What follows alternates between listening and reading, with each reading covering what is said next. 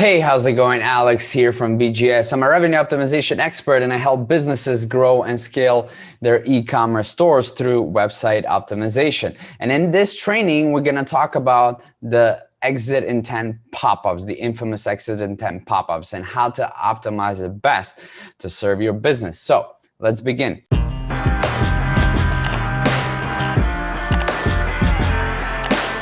The very first thing that we're going to cover here, or one of the many rules that I'm going to cover for exit intent pop-ups, is first and foremost, never show them on a page load. And let me show you an example of what I mean by that. Gap.com, for example, boom, the very first thing we see is a pop-up. And this is what you never ever want to do, because the visitor haven't even landed on the site. They don't even know. They haven't even looked at the site yet, and boom, this pop-up says, hey, perk alert, get 25 off. 25 off of what? I don't even know what I'm looking at first. Does that make sense? That's number one. Number two, this is completely distracting, right? And it's interrupting the user's experience. It's causing friction, which is something that you never want to do. And number three, with this offer, get 25 off right at the bat, they immediately devalue their products, and they're basically telling me everything on their catalog is at least 25% less valuable than they price it for. If that makes sense, okay? So you never want to do this right off the bat, okay? This is not exit intent pop-up. This is a pop-up that shows on page load. And the reason we call them exit intent is that we want to show them when a person tries to exit the page using exit intent technology. It's not perfect, but it works, okay? It works more than it doesn't work, if I can put it that way. So it only should show when a person moves their cursor away to try to, which is an indication of them trying to exit the website. So as soon as they move their cursor upwards toward the browser top bar, then that's when we want to show the exit intent pop-up. Okay, so this is the very, very first rule when it comes to pop-ups. Don't show it on page load, only when the person tries to exit the website. Second, we have Armani.com. Okay. Now, same thing here. They're doing the same thing on page load, right? They're showing me the pop-up and I don't even know what I'm looking at first, and they're completely interrupting me. So what do they say? Subscribe to our newsletter, get updates, special promotions, and style news, which is pretty mediocre, okay? Whenever you show a pop-up, an exit intent pop-up, the reason why would somebody typically leave the site is because, I mean, there could be many reasons, but for most people, it's typically price issues, right? The number one, typically, like, don't take my word for it, but typically on all of our post-purchase surveys that we do with our customers and stuff, no matter what you do, price is always going to be objection when it comes to shopping. And most people check multiple websites, like price comparisons, at least 4 to 5 different websites. So anyway, it's safe to assume that anybody would like a lower price. Most people would like a lower price to the item they're looking at, right? So that being said, what you want to do is you want to incentivize people to stay. When they try to exit, you show this pop-up and say, oh, hold on. Are you leaving so soon? Here, 10 off, get 10 off, and maybe that will help you, right? You're not going to use that exact same words, but hey, leaving so soon, hold on, put your email and get 10% off your order or whatever, right? So it has to be certain incentive. This is pretty mediocre. Updates doesn't mean anything. Special promotions, so style news, it's pretty mediocre. So you always want to incentivize it. On Gap, we saw it was 25%. That might work for them, but what we found is on our websites, anything more than 10% discount doesn't really convert much higher than the like 10%. Like 20% won't necessarily convert much higher for whatever reason. We've seen this on many of our stores. It's weird, but anyway, that's how it works. So I suggest you offer a 10% and you're good. If you can, if your business can, like if that's part of your business model, if you offer discounts. If you don't offer discounts, then offer something that your customer base might care about, some deliverables, something like some valuable information or whatever. If you have a supplement website, for example, you can give them a PDF with I don't know, top 5 fat loss tricks or something like that, something that might get them interested enough for them to give you their email, so you can start building a relationship through email and nurture them and eventually turn them into customers. Okay, that's number 2.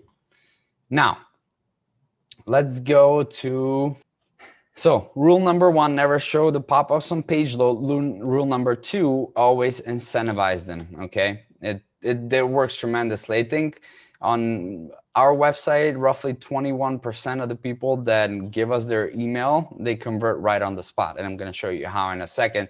So let's go here. Now, this is not necessarily on page load, but still it's on the page load of a different page, right? I didn't even see the jeans and stuff, and they're showing me this pop-up. So it's kind of similar thing. So you want to avoid this, okay? But anyway, now, once we incentivize the pop-up, now we got to figure out how to show them the discount, right? If we told them, hey, put your email down and you'll get 10% discount. What do these guys say? Becoming a Money Exchange Insider and discover how to receive 10% off plus free shipping of your first purchase as a registered user. Okay, that's interesting. So discover how to receive 10%. Okay, let's try this. Let's put something, I don't know, random at email.com, gender, men, sign up now. And boom, this is what I get.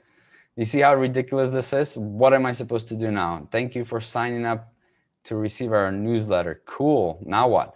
They didn't even tell me that, hey, you received a discount in your email, go and check your email. They didn't say anything. They said on the offer, hey, sign up to discover, I guess, how to get 10% off and free shipping. Now they're showing me thank you, okay? So this is totally misleading, and it's gonna frustrate your customers even more, okay?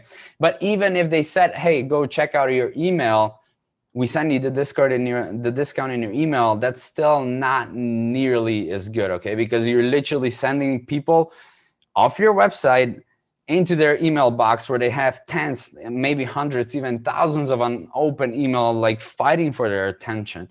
And you're sending them into that mess, and you're hoping that they will come back to use the discount in your store. It's ridiculous. It doesn't work. Okay, what you want to do is show the discount code right here. Hey, thank you for signing up, or whatever. Here's your 10% discount code. Use this at checkout, something like that. But whatever you do, you want to show this right here on the spot. That's how we get roughly around 20%, 21% of the people that give us their email to immediately convert by showing them the discount right here on the spot. Okay, so very, very important. Now, that's rule number 3. Number 4 is to always ask for the minimum amount of information that you need. What do I mean by that?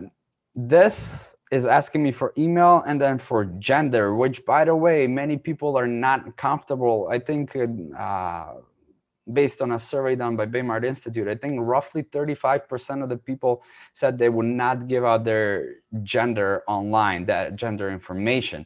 So 1, this is causing friction from that point of view because it's sensitive info, and 2, it's more than you need, right? You want to have it as minimal. You want to ask for minimal amount of information, which is just the email. Some people ask for a name, but you don't necessarily need to.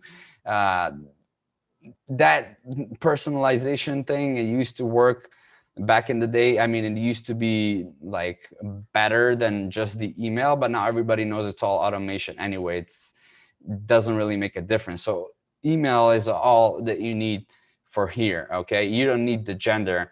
And this leads me to the next point, by the way. They're asking me for a gender, but they don't tell me why, okay? Asking for sensitive information is okay, and not just here, anywhere, especially on the checkout. as long as you tell people why you ask them that information. Like, why do you want me to know whether I'm a man or a woman? Okay, what's the point? If you clarify with a little micro copy line in context of that selector, right, somewhere over here with a little asterisk and a smaller text explaining, hey, we need this information to personalize our marketing emails or whatever, to specifically to you, something like that, that will significantly increase their take rate on this. Okay, so always, that's the rule number 5, I think. Always clarify why you ask for specific information. Okay, especially sensitive information like gender or phone number or something like that.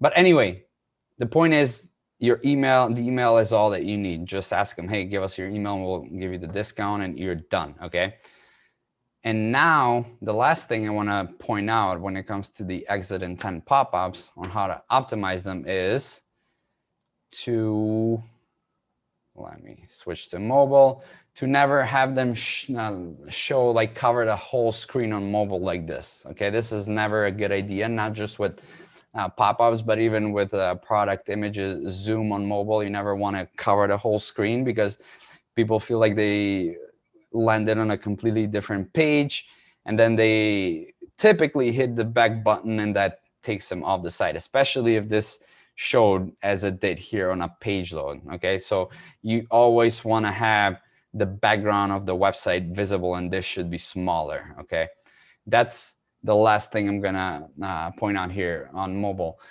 So far we know, to recap, the way you optimize these exit intent pop-ups is, as the name suggests, you only show them first.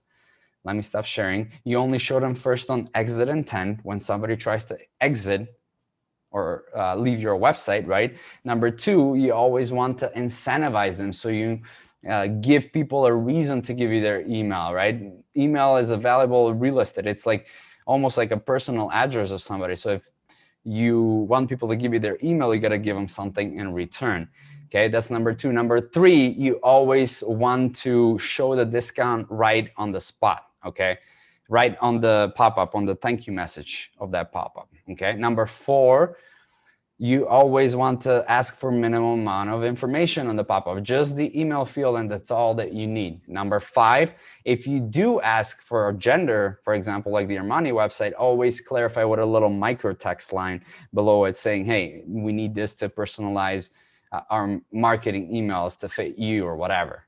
Okay, and number 5, I don't know if it was 5 or 6 or whatever, never show the pop-up on a full screen on mobile. You always need to have the background visible around the pop-up. Okay, so that's it for this training on how to optimize your exit intent pop-ups for the biggest ROI on your website. And if you like what you heard from this video, tune in, because there will be a lot more coming from where this one came from. And if you want to work with us personally, just go to workwithbgs.com.